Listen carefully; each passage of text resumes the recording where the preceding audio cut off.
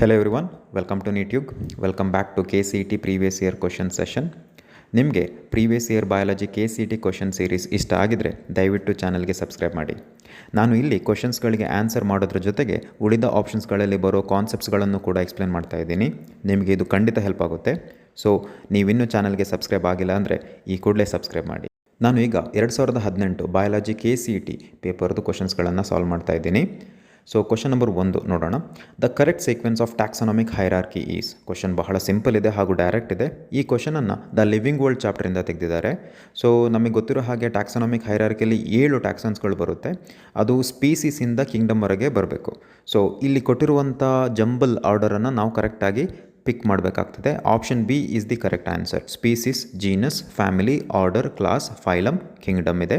So ಇದನ್ನು ನೆನ್ಪಿಟ್ಕೊಳ್ಳೋಕೆ ಒಂದು ಕೋಡ್ ಕೊಡ್ತೀನಿ, ಇದನ್ನು ಬರೆದಿಟ್ಕೊಳ್ಳಿ. King play chess on funny green squares. So ಈ 7 ವರ್ಡ್ಗಳಲ್ಲಿ ಮೊದಲ ಆಲ್ಫಬೆಟನ್ನು ತೆಗೆದಿಟ್ಕೊಂಬಿಡಿ. ಕಿಂಗ್ ಅಂದರೆ ನಾವು ಕೆ ತಗೊಂಡ್ರೆ ಅದು ಕಿಂಗ್ಡಮ್ ಇರುತ್ತೆ.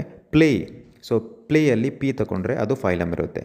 ಚೆಸ್ ಅಂತ ಹೇಳಿದ್ರೆ ಸಿ ತಗೊಂಡ್ರೆ ಅದು ಕ್ಲಾಸ್ ಇರುತ್ತೆ. ಹಾಗೆ ಆನ್ ಅಂದರೆ ಓ ಅಂದರೆ ಆರ್ಡರ್, ಆಮೇಲೆ ಫನ್ನಿ ಅಂದರೆ ಎಫ್ ತಗೊಂಡ್ರೆ ನಾವು ಅದು ಫ್ಯಾಮಿಲಿ ಅಂತ ಬರೀಬೇಕು.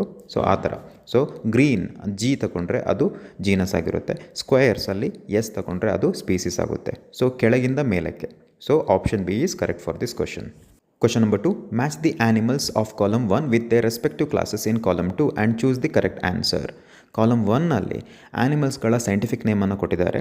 ಕಾಲಮ್ 2ನಲ್ಲಿ ಈ ಆ್ಯನಿಮಲ್ಸ್ಗಳ ಕ್ಲಾಸಸನ್ನು ಕೊಟ್ಟಿದ್ದಾರೆ. ಸೊ ನಾವು ಇದನ್ನು ಕರೆಕ್ಟಾಗಿ ಹೊಂದಿಸಬೇಕು. ಸೊ ಫಸ್ಟ್ ತಗೊಂಡ್ರೆ ಆಪ್ಟೆನೋಡೈಟ್ಸ್ ಅಂದರೆ ಅದು ಪೆಂಗ್ವಿನ್ಸ್ಗಳು ಬರ್ಡ್ಸ್ಗೆ ಸೇರಿದ್ದು. ಸೊ ಬರ್ಡ್ಸ್ ಅಂದರೆ ಏವ್ಸ್. ಸೊ ಒಂದು ಮ್ಯಾಚ್ ಆಗ್ತದೆ ಇಲ್ಲಿ. ಹೆಮಿಡಾಕ್ಟೈಲಿಸ್ ಅಂತ ಹೇಳುವಂಥದ್ದು ಹೌಸ್ ಲಿಸರ್ಡ್, ಮನೆಯಲ್ಲಿರುವಂಥ ಲಿಸರ್ಡ್ಗೆ ನಾವು ಹೆಮಿಡಾಕ್ಟೈಲಿಸ್ ಅಂತ ಕರಿತೀವಿ. ಇದು ಸೈಂಟಿಫಿಕ್ ನೇಮ್ ಅದರದ್ದು. ಸೊ ಗೆಕೋ ಅಂತಲೂ ಕರಿಬಹುದು. ಸೊ ಇದನ್ನು ತಗೊಂಡ್ರೆ ಇದು ರೆಪ್ಟೈಲಿಗೆ ಸೇರಿದ್ದು. ಸೊ ರೆಪ್ಟೈಲೆ ಕ್ಲಾಸಿಗೆ ಸೇರಿತ್ತು. ಸೊ ಕಾರ್ಕರಡಾನ್ ಅಂತ ಹೇಳುವಂಥದ್ದು ವೈಟ್ ಶಾರ್ಕ್ಸ್. ನಮಗೆ ಗೊತ್ತಿದೆ ಶಾರ್ಕ್ಸ್ ಎಲ್ಲವೂ ಕಾಂಟ್ರಿಕ್ಟಿಸ್ಗೆ ಸೇರಿತ್ತು. ಸೊ 2ಗೆ ಹೋಗಬೇಕು. ಸೊ 3, 2. ಟೆರೋಪಸ್ ಅಂತ ಹೇಳುವಂಥದ್ದು ಫ್ಲೈಯಿಂಗ್ ಫಾಕ್ಸ್ ಅಥವಾ ಮೆಗಾಬ್ಯಾಟ್ಸ್ ಅಂತ ಕರಿತೀವಿ ನಾವು. ಸೊ ಟೆರೋಪಸ್ ಅಂತ ಹೇಳುವಂಥದ್ದು ಮೆಮೇಲಿಗೆ ಸೇರಿತ್ತು. ಸೊ 3ಗೆ ಹೋಗಬೇಕು. ಸೊ ಹಾಗೆ ನೋಡೋದಾದರೆ ಆಪ್ಷನ್ ಡಿ ಕರೆಕ್ಟ್ ಇದೆ. ಸೊ ಇದನ್ನು ನೀವು ನೆನ್ಪಿಟ್ಕೋಬೇಕು. ಹೇಳೋಕ್ಕಾಗಲ್ಲ. ಆ್ಯನಿಮಲ್ ಕಿಂಗ್ಡಮ್ ಚಾಪ್ಟರಿಂದ ಯಾವುದೇ ಆ್ಯನಿಮಲ್ಸ್ದು ಸೈಂಟಿಫಿಕ್ ನೇಮನ್ನು ಕೊಟ್ಟು ಅದರ ಕ್ಲಾಸಸ್ ಅಥವಾ ಫೈಲಮನ್ನು ಚೂಸ್ ಮಾಡಲಿಕ್ಕೆ ಕೊಡಬಹುದು. ಸೊ ನಿಮಗೆ ಇದ್ರ ಬಗ್ಗೆ ಚೆನ್ನಾಗಿ ಗೊತ್ತಿರಬೇಕು. Option D is correct for this question. Question number 3. Choose the correct floral formula of the given floral diagram. So ಇಲ್ಲೊಂದು ಫ್ಲೋರಲ್ ಡಯಾಗ್ರಾಮನ್ನು ಕೊಟ್ಟಿದ್ದಾರೆ. ಇದು ನೇರವಾಗಿ NCERT ಟೆಕ್ಸ್ಟ್ ಬುಕ್ಕಿಂದಲೇ ತೆಗೆದಿದ್ದು. ಬಹಳಷ್ಟು ಕ್ವಶನ್ಸ್ಗಳು, ಎಲ್ಲ ಕ್ವಶನ್ಸ್ಗಳು NCERTಯಿಂದಲೇ ಕೇಳ್ತಾರೆ. ಸೊ ನಿಮಗೆ ಲೈನ್ ಟು ಲೈನ್ ಗೊತ್ತಿರಬೇಕು. ಸೊ ಈ ಡಯಾಗ್ರಾಮನ್ನು ಮಾರ್ಫಾಲಜಿ ಆಫ್ ಫ್ಲವರಿಂಗ್ ಪ್ಲಾಂಟ್ಸ್ ಚಾಪ್ಟರಿಂದ ಕೇಳಿದ್ದಾರೆ. ನಾವು ಫ್ಲೋರಲ್ ಫಾರ್ಮುಲಾ ಬರೀಬೇಕಾದ್ರೆ ಕೆಲವು ಸಿಂಬಲ್ಸ್ಗಳನ್ನು ಯೂಸ್ ಮಾಡ್ತೀವಿ. ಇಲ್ಲಿ ನೋಡಬಹುದು ನೀವು. ಸೊ ಫೀಮೇಲ್ ಆಗಿದ್ದರೆ ಅದಕ್ಕೆ ನಾವು ಒಂದು ಸರ್ಕಲ್ ಹಾಕಿ ಕೆಳಗೆ ಪ್ಲಸ್ ಹಾಕ್ತೀವಿ. ಅದೇನಾದರೂ ಮೇಲ್ ಆಗಿದ್ದರೆ ಒಂದು ಸರ್ಕಲ್ ಹಾಕಿ ಅದರ ಮೇಲ್ಗಡೆ ಒಂದು ಏರೋ ಮಾರ್ಕ್ ಹಾಕ್ತೀವಿ. ಅದು ಬೈಸೆಕ್ಷುವಲ್ ಫ್ಲವರ್ ಆಗಿದ್ದರೆ ಈ ಎರಡನ್ನು ಕಂಬೈನ್ ಮಾಡಿ ನಾವು ಒಂದು ಸಿಂಬಲನ್ನು ಬರಿತೀವಿ. ಈ ಪ್ಲಸ್ ಅಂತ ಹೇಳುವಂಥದ್ದು ಆ್ಯಕ್ಟಿನೋಮಾರ್ಫಿಕ್ ಅಂದರೆ ರೇಡಿಯಲ್ ಸಿಮೆಟ್ರಿ. ಫ್ಲವರ್ ಏನಾದರೂ ರೇಡಿಯಲ್ ಸಿಮೆಟ್ರಿ ಇದೆ, ನಾವು ಪ್ಲಸ್ ಅಂತ ಬರಿತೀವಿ. ಕೆ ಅಂದರೆ ಕ್ಯಾಲಿಕ್ಸ್, ಸಿ ಅಂದರೆ ಕೊರೋಲಾ, ಎ ಅಂದರೆ ಆ್ಯಂಡ್ರೋಸಿಯಮ್, ಜಿ ಅಂದರೆ ಗೈನೋಸಿಯಮ್. ಜಿ ಅಲ್ಲಿ ಒಂದು ನಂಬರ್ ಕೊಟ್ಟು ಅದಕ್ಕೆ ಏನಾದರೂ ಬ್ರ್ಯಾಕೆಟ್ ಹಾಕಿದರೆ ಅಂದರೆ ಗೈನೋಸಿಯಮ್ ಏನಿದೆ ಅದು ಫ್ಯೂಸ್ಡ್ ಆಗಿದೆ ಅಂತ ಅರ್ಥ. ಸೊ ಅಷ್ಟೇ ವಿಷಯ. ಸೊ ಈ ಪರ್ಟಿಕ್ಯುಲರ್ ಫ್ಲೋರಲ್ ಡಯಾಗ್ರಾಮನ್ನು ಮಸ್ಟರ್ಡ್ ಪ್ಲ್ಯಾಂಟಿಂದ ತೆಗೆದಿದ್ದಾರೆ. ಅಂದರೆ ಮಸ್ಟರ್ಡ್ ಪ್ಲ್ಯಾಂಟ್ ಇದು ಫ್ಲೋರಲ್ ಡಯಾಗ್ರಾಮ್. ಇದು ಮಸ್ಟರ್ಡ್ ಪ್ಲ್ಯಾಂಟ್ ಆ್ಯಕ್ಚುಲಿ ಬ್ರೆಸಿಕೇಸಿಯಾ ಫ್ಯಾಮಿಲಿಗೆ ಸೇರಿತ್ತು. ಸೊ ಡೈರೆಕ್ಟ್ ಇದೆ. ಸೊ ಆಪ್ಷನ್ ಸಿಗೆ ನಾವು ಹೋಗಬಹುದು. ಆದರೆ ನೀವು ಇಲ್ಲಿ ಸ್ವಲ್ಪ ಅಬ್ಸರ್ವ್ ಮಾಡಬೇಕಾಗಿದ್ದು ಸಿ ಮತ್ತು ಡಿ ಆಲ್ಮೋಸ್ಟ್ ಸೇಮ್ ಇದೆ. ಆದರೆ ಗೈನೋಸಿಯಮ್ಗೆ ಬರುವಾಗ ಜಿಯನ್ನು ಬ್ರ್ಯಾಕೆಟ್ನಲ್ಲಿ 2 ಅಂತ ಹೇಳಿ ಕೊಟ್ಟಿದ್ದಾರೆ. ಸೊ ಅಲ್ಲಿ 2 ನಂಬರ್ ಕೊಟ್ಟಿದ್ದಾರೆ. ಅಂದರೆ 2 ಗೈನೋಸಿಯಮ್ ಇದೆ, ಅದು ಫ್ಯೂಸ್ ಆಗಿದೆ. ಸೊ ಅದು ನಾವು ಮಸ್ಟರ್ಡ್ ಪ್ಲ್ಯಾಂಟ್ನಲ್ಲಿ ನೋಡಬಹುದು. ಬ್ರೆಸಿಕೇಸಿಯಾ ಫ್ಯಾಮಿಲಿಯಲ್ಲಿ ನಾವು ಇದನ್ನು ಕಾಣ್ತೀವಿ. So option C is correct for this. Question number 4. In which type of vascular bundles are xylem and phloem present at the same radius? ಈ ಕ್ವಶನ್ನ ನೀವು ಅರ್ಥ ಮಾಡ್ಕೋಬೇಕು. Option A radial, B closed, C conjoint, D exarch. So radial ಅಂದರೆ ಇಲ್ಲಿ xylem ಮತ್ತು phloem ಯಾವ ಥರ ಅರೇಂಜ್ ಆಗಿರುತ್ತೆ ಅಂದರೆ ಆಲ್ಟರ್ನೇಟ್ ಫ್ಯಾಷನಲ್ಲಿ ಅರೇಂಜ್ ಆಗಿರುತ್ತೆ. ಅಂದರೆ ನೇರವಾಗಿರೋದಿಲ್ಲ, ಆಲ್ಟರ್ನೇಟ್ ಆಗಿ ಅರೇಂಜ್ ಆಗಿರುತ್ತೆ. ಅದಕ್ಕೆ ನಾವು ರೇಡಿಯಲ್ ಅಂತ ಕರಿತೀವಿ. ಬಹಳಷ್ಟು ವಿದ್ಯಾರ್ಥಿಗಳು ಆಪ್ಷನ್ ಎಗೆ ಹೋಗಿಬಿಡ್ತಾರೆ. ಆ್ಯಕ್ಚುಲಿ ಆಪ್ಷನ್ ಎ ಅಲ್ಲ ಇದು answer. So xylem phloem actually same ರೇಡಿಯಸಲ್ಲಿ ಇದ್ದರೆ ಅದಕ್ಕೆ ನಾವು ಕಂಜಾಯಿಂಟ್ ಅಂತ ಕರಿತೀವಿ. ಸೊ ಸೇಮ್ ರೇಡಿಯಸ್ನಲ್ಲಿ ಝೈಲಮ್ ಮತ್ತು ಫ್ಲೋಯಮ್ ಇರಬೇಕು. ಇದಕ್ಕೆ ಕಂಜಾಯಿಂಟ್ ಅಂತ ಕರಿತೀವಿ. So option C is correct. ಈ ಕಂಜಾಯಿಂಟ್ನಲ್ಲಿ ನಾವು 2 ಟೈಪ್ಸನ್ನು ನೋಡ್ತೀವಿ. ಒಂದು conjoint closed.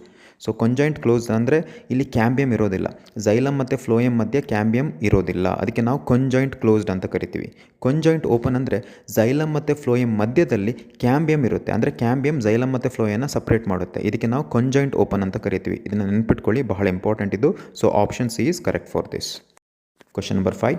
Conjunctive tissue is present between Roman number 1 and Roman number 2 in Roman number 3 ಕೊಟ್ಟಿದ್ದಾರೆ. ಸೊ ರೋಮನ್ ನಂಬರ್ 3 ಅಂದರೆ ಯಾವ ಪರ್ಟಿಕ್ಯುಲರ್ ಪ್ಲ್ಯಾಂಟಿನ ರೂಟ್ನಲ್ಲಿ ಅಥವಾ ಸ್ಟೆಮ್ನಲ್ಲಿ ಇರುತ್ತೆ ಅಂತ ಕೇಳಿದ್ದಾರೆ. ಅಂದರೆ ಡೈಕೋಟ್ ರೂಟ ಅಥವಾ ಡೈಕೋಟ್ ಸ್ಟೆಮ್ ಅಥವಾ ಮೊನೋಕೋಟ್ ರೂಟ, ಮೊನೋಕೋಟ್ ಸ್ಟೆಮ್ ಅಂತ. ಈ ಕಂಜಕ್ಟಿವ್ ಟಿಶ್ಯೂ ಅಂದರೆ ಅದು ಪ್ಯಾರಂಕೈಮಾ ಸೆಲ್ಸ್. ಇದು ಈ ರೂಟ್ಗಳಲ್ಲಿ ಪರ್ಟಿಕ್ಯುಲರ್ಲಿ ಡೈಕೋಟ್ ರೂಟಲ್ಲಿ ಝೈಲಮ್ ಹಾಗೂ ಫ್ಲೋಯಮ್ ನಡುವೆ ಇರುತ್ತೆ.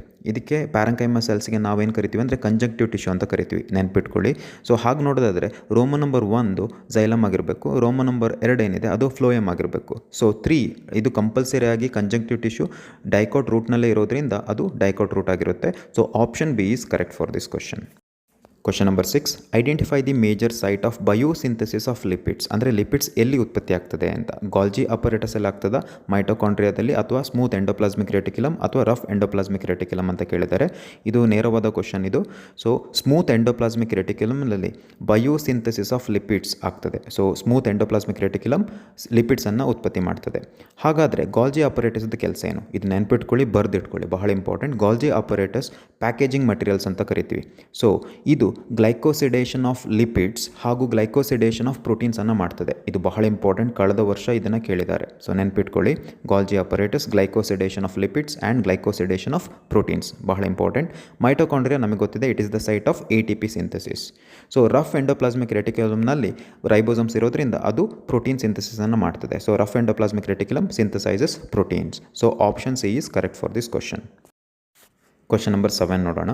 The following graph shows concentration of substrate on enzyme activity. ಈ ಕ್ವಶನನ್ನು ಬಯೋಮಾಲಿಕ್ಯೂಲ್ಸ್ ಚಾಪ್ಟರಿಂದ ಎನ್ಸೈಮ್ ಕಾನ್ಸೆಪ್ಟಿಂದ ತೆಗೆದಿದ್ದಾರೆ. ಸೊ ವಿ ಮ್ಯಾಕ್ಸ್ ಏನಿದೆ ಅದು ವೈ ಆ್ಯಕ್ಸಿಸಲ್ಲಿ ಇರೋದು. ಸೊ ವೈ ಆ್ಯಕ್ಸಿಸ್ ಇದು velocity of reaction. So enzyme ಮತ್ತು ಸಬ್ಸ್ಟ್ರೇಟ್ ನಡುವೆ ನಡೆಯುವಂಥ ರಿಯಾಕ್ಷನ್ಗೆ ನಾವು ವೆಲಾಸಿಟಿ ಆಫ್ ರಿಯಾಕ್ಷನ್ ಅಂತ ಕರಿತೀವಿ. ಸೊ ಅದು ವಿ ಮ್ಯಾಕ್ಸ್. ಸೊ ಅದು ವೈ ತಗೊಂಡ್ರೆ ವೆಲಾಸಿಟಿ ಆಫ್ ರಿಯಾಕ್ಷನ್ಗೆ ಹೋಗ್ಬೋದು. ಎಕ್ಸ್ ಆ್ಯಕ್ಸಿಸ್ನಲ್ಲಿ ಅಂದರೆ ನೀವು ಹಾರಿಜಾಂಟಲ್ ಲೈನ್ ಏನು ನೋಡ್ತಾ ಇದ್ದೀರಿ ಅದು pH ಆಗಿರ್ಬೋದು, ಟೆಂಪರೇಚರ್ ಆಗಿರಬಹುದು. So option B is correct for this question. Question number 8. In the maize plant, carbon dioxide fixation occurs in both mesophyll and bundle sheath cells.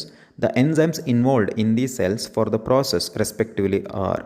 So maize plant C4 plant ಅಂತ ಕರಿತೀವಿ. ಇಲ್ಲೊಂದು ವಿಶೇಷ ಇದೆ, ಅದೇನೆಂದರೆ Crohn's anatomy. Crohn's anatomy ಅಂದರೆ Mein plant ಅಥವಾ monocot ಪ್ಲ್ಯಾಂಟ್ಗಳಲ್ಲಿ ಈ vascular ಬಂಡಲ್ಗಳ ಸುತ್ತ ಒಂದು ಸ್ಪೆಷಲೈಸ್ ಸೆಲ್ಸ್ ಇರುತ್ತೆ, ಅದಕ್ಕೆ ನಾವು ಬಂಡಲ್ ಶೀತ್ ಸೆಲ್ಸ್ ಅಂತ ಕರಿತೀವಿ. ಈ ಎಂಟೈರ್ ಒಂದು ಸ್ಟ್ರಕ್ಚರ್ಗೆ ನಾವು ಕ್ರಾನ್ಸ್ ಅನಾಟಮಿ ಅಂತ ಕರಿತೀವಿ. ಈ ಕ್ರಾನ್ಸ್ ಅನಾಟಮಿ C4 ಪ್ಲ್ಯಾಂಟ್ಸ್ನಲ್ಲಿ ಮಾತ್ರ ಸಿಗುತ್ತೆ. ಇದು ನೆನ್ಪಿಟ್ಕೊಳ್ಳಿ, ಬಹಳ ಇಂಪಾರ್ಟೆಂಟ್ ಇದು. ಡೈಆಕ್ಸೈಡ್ ಫಿಕ್ಸೇಷನ್ ಎಲ್ಲಿ ನಡೆಯುತ್ತೆ? ಮೆಸೋಫಿಲ್ ಸೆಲ್ನಲ್ಲಿ ನಡೆಯುತ್ತೆ ಫಸ್ಟ್ ಆಗಿ. ಸೊ ಅದು ಪೆಪ್ ಕಾರ್ಬಾಕ್ಸಿಲೇಸ್ ಎನ್ಸೈಮಿಂದ ನಡೆಯುತ್ತೆ. Phosphoenol pyruvate carboxylase enzyme carbon dioxide fixation ನಮ್ಮ ಮೆಸೋಫಿಲ್ ಸೆಲ್ನಲ್ಲಿ ಮಾಡುತ್ತೆ. ಬಂಡಲ್ ಶೀತ್ ಸೆಲ್ನಲ್ಲಿ C3 ಪಾತ್ವೆ ನಡೆಯುತ್ತೆ. ಸೊ ಈ C3 ಪಾತ್ವೆಗೆ ಬೇಕಾಗಿರುವಂಥ ಎನ್ಸೈಮ್ ಯಾವುದಂದರೆ rubisco, ribulose bisphospho carboxylase oxygenase enzyme. So rubisco ಹಾಗೂ ಪೆಪ್ ಕಾರ್ಬಾಕ್ಸಿಲಿಸ್ ಬಹಳ ಇಂಪಾರ್ಟೆಂಟ್ C4 ಪ್ಲ್ಯಾಂಟ್ಗಳಲ್ಲಿ ಅಥವಾ C4 ಪಾತ್ವೆಗೋಸ್ಕರ. So option D is correct for this question. Question number 9. In the following reaction identify X and Y respectively. So ಇಲ್ಲಿ ನಾವು ಕೊಟ್ಟಿರುವಂಥ ರಿಯಾಕ್ಷನಲ್ಲಿ X ಹಾಗೂ Y ಅನ್ನು ಗುರುತಿಸಬೇಕು. ಸೊ ಇದು ನೋಡುವಾಗ ಈ ರಿಯಾಕ್ಷನ್ ಏನು ಕೊಟ್ಟಿದ್ದಾರೆ ಅದನ್ನು ನೋಡುವಾಗ ಇದು ಲಿಂಕ್ಸ್ ರಿಯಾಕ್ಷನ್ ಅಂತ ಗೊತ್ತಾಗುತ್ತೆ. ಲಿಂಕ್ಸ್ ರಿಯಾಕ್ಷನ್ ಅಂದರೆ ಏನು? Links reaction actually connects glycolysis to the Kreb cycle. Glycolysis ಒಂದು anaerobic pathway. So Kreb cycle ಅನ್ನೋದು ಏರೋಬಿಕ್ ಪಾತ್ವೆ ಅಥವಾ ಏರೋಬಿಕ್ ಸೈಕಲ್. ಸೊ ಅನರೋಬಿಕ್ ಪಾತ್ವೆಯನ್ನು ಏರೋಬಿಕ್ ಪಾತ್ವೆಗೆ ಕನೆಕ್ಟ್ ಮಾಡುವಂಥ ಒಂದು ರಿಯಾಕ್ಷನ್ಗೆ ನಾವು ಲಿಂಕ್ಸ್ ರಿಯಾಕ್ಷನ್ ಅಂತ ಕರಿತೀವಿ. ಇಲ್ಲಿ ಗ್ಲೈಕೋಲೈಸಿಸ್ನ ಕೊನೆಯ ಪ್ರಾಡಕ್ಟ್ ಅಂದರೆ ಪೈರುವಿಕ್ ಆ್ಯಸಿಡ್ ಏನಾಗ್ತದೆ ಅಂದರೆ ಕೋ ಎನ್ಸೈಮ್ ಎ ಅನ್ನುವಂಥ ಒಂದು ಪ್ರಾಡಕ್ಟ್ ಜೊತೆ ಕಂಬೈನ್ ಆಗ್ತದೆ. ಇದಕ್ಕೆ NADನೂ ಬೇಕಾಗ್ತದೆ. ಇದರ ಜೊತೆಯಲ್ಲಿ ಮೆಗ್ನೀಷಿಯಮ್ ಕೂಡ ಬಹಳ ಇಂಪಾರ್ಟೆಂಟ್ ಫ್ಯಾಕ್ಟರನ್ನು ವಹಿಸ್ತದೆ. ಸೊ ಎಕ್ಸ್ ಅನ್ನೋದು ಒಂದು ಎನ್ಸೈಮ್ ಇಲ್ಲಿ. ಸೊ ಈ ಲಿಂಕ್ಸ್ ರಿಯಾಕ್ಷನಲ್ಲಿ ಯೂಸ್ ಆಗುವಂಥ ಎನ್ಸೈಮ್ ಯಾವುದಂದರೆ ಪೈರುವೇಟ್ ಡಿಹೈಡ್ರೋಜಿನೇಸ್ ಅನ್ನುವಂಥ ಎನ್ಸೈಮ್, ನೆನ್ಪಿಟ್ಕೊಳ್ಳಿ. ಸೊ ವೈ ಅಂದರೆ ಪ್ರಾಡಕ್ಟ್ ಏನಾಗ್ತದೆ ಅಂದರೆ ಎಸಿಟೈಲ್ ಕೋ ಎನ್ಸೈಮ್ ಎ ಎನ್ನುವಂಥ ಪ್ರಾಡಕ್ಟ್ ಉತ್ಪತ್ತಿ ಆಗ್ತದೆ. ನಮಗೆಲ್ಲ ಗೊತ್ತಿರೋ ಹಾಗೆ ಕ್ರೆಬ್ ಸೈಕಲ್ನಲ್ಲಿ ಮೊದಲ ಪ್ರಾಡಕ್ಟ್ ಯಾವುದಿರುತ್ತೆ ಅಂದರೆ ಅಸಿಟೈಲ್ ಕೋ ಎನ್ಸೈಮ್ ಎ ಈ ಆಕ್ಸಾಲಿಕ್ ಆ್ಯಸಿಡ್ ಜೊತೆ ಮಿಕ್ಸ್ ಆಗಿ ಮೊದಲ ಪ್ರಾಡಕ್ಟನ್ನು ಉತ್ಪತ್ತಿ ಮಾಡ್ತದೆ. ಅದಕ್ಕೆ ನಾವು ಸಿಟ್ರಿಕ್ ಆ್ಯಸಿಡ್ ಅಂತ ಕರಿತೀವಿ. ಸೊ ನೆನ್ಪಿಟ್ಕೊಳ್ಳಿ, acetyl coenzyme A is very important to run Kreb cycle. So acetyl coenzyme A ಉತ್ಪತ್ತಿ ಆಗೋದು ನಿಮಗೆ ಲಿಂಕ್ಸ್ ರಿಯಾಕ್ಷನಲ್ಲಿ ಮಾತ್ರ. So option C is correct for this question. Question number 10. Which of the following factors is favorable for the formation of oxyhemoglobin in alveoli of human lungs? ನಮಗೆ ಗೊತ್ತಿದೆ ಆಕ್ಸಿಹಿಮೋಗ್ಲೋಬಿನ್ ಅಂದರೆ 4 oxygen molecules ಒಂದು haemoglobin ಜೊತೆ bind ಆಗ್ತದೆ. ಇದಕ್ಕೆ ನಾವು ಆಕ್ಸಿಹಿಮೋಗ್ಲೋಬಿನ್ ಅಂತ ಕರಿತೀವಿ. ಆಕ್ಸಿಹಿಮೋಗ್ಲೋಬಿನ್ ಫಾರ್ಮೇಷನ್ ಯಾವತ್ತು ಆಲ್ವಲೈ ಆಫ್ ದಿ ಲಂಗ್ಸಲ್ಲಿ ನಡೆಯುತ್ತೆ. ಸೊ ಏರ್ ಸ್ಯಾಕ್ಸ್ ಇರುತ್ತಲ್ಲ ಲಂಗ್ಸಲ್ಲಿ, ಅಲ್ಲಿ ನಡೆಯುತ್ತೆ. ಸೊ ಆಕ್ಸಿಹಿಮೋಗ್ಲೋಬಿನ್ ಫಾರ್ಮೇಷನ್ ಆಗಲಿಕ್ಕೆ ಬೇಕಾಗುವಂಥ ಫ್ಯಾಕ್ಟರ್ಸ್ಗಳು ನೀವು ನೋಡಬಹುದು. ಒಂದು, low partial pressure of carbon dioxide ಬಹಳ ಇಂಪಾರ್ಟೆಂಟ್. ಆಪ್ಷನ್ ಎ ತಗೊಂಡ್ರೆ high partial pressure of carbon dioxide ಕೊಟ್ಟಿದ್ದಾರೆ, ಇಲ್ಲ, ಇದು ತಪ್ಪಾಗ್ತದೆ. ಆ್ಯಕ್ಚುಲಿ ಬೇಕಾಗಿರೋದು low partial pressure of carbon dioxide. Low temperature ಬೇಕು, ಆಪ್ಷನ್ ಬಿ ಯಲ್ಲಿ ಕೊಟ್ಟಿದ್ದಾರೆ. So low hydrogen ion concentration ಬೇಕು, ಬಟ್ ಆಪ್ಷನ್ ಸಿ ಯಲ್ಲಿ ಹೈ ಕೊಟ್ಬಿಟ್ಟಿದ್ದಾರೆ, ಹೈ ಹೈಡ್ರೋಜನ್ ಅಯಾನ್ ಕಾನ್ಸಂಟ್ರೇಷನ್ ಕೊಟ್ಟಿದ್ದಾರೆ, ಇದು ತಪ್ಪು. ಆ್ಯಕ್ಚುಲಿ ಬೇಕಾಗಿರೋದು ಲೋ ಪ್ರೋಟಾನ್ ಕಾನ್ಸಂಟ್ರೇಷನ್ ಬೇಕು. ಸೊ ಲೋ PO2 ಇಲ್ಲ, ಇಲ್ಲಿ high partial pressure of oxygen ಬೇಕು ಆಕ್ಸಿಹಿಮೋಗ್ಲೋಬಿನ್ ಫಾರ್ಮೇಷನ್ ಆಗಲಿಕ್ಕೆ. So option B is correct. ಬಹಳ ಸಿಂಪಲ್. ಫಾರ್ಮೇಷನ್ ಆಫ್ ಆಕ್ಸಿಹಿಮೋಗ್ಲೋಬಿನನ್ನು ನೀವು ಕೆಲವು ಫ್ಯಾಕ್ಟರ್ಸ್ಗಳನ್ನು ನೆನಪಿಟ್ಕೊಳ್ಳೋಕ್ಕೆ ಒಂದು ಸಿಂಪಲ್ ಕೋಡ್ ಕೊಡ್ತೀನಿ. ಲೋ ಲೋ ಲೋ ಅಂದರೆ low PCO2, low temperature, low hydrogen ion concentration ಅಂತ ಬರೆದಿಟ್ಕೊಳ್ಳಿ. ಆಮೇಲೆ ಒಂದೇ ಒಂದು ಫ್ಯಾಕ್ಟರ್ ಬೇಕಾಗಿರೋದು, ಹೈ ಫ್ಯಾಕ್ಟರ್ ಯಾವುದು ಬೇಕು ಅಂತ ಹೇಳಿದ್ರೆ ಪಾರ್ಷಿಯಲ್ ಪ್ರೆಷರ್ ಆಫ್ ಆಕ್ಸಿಜನ್.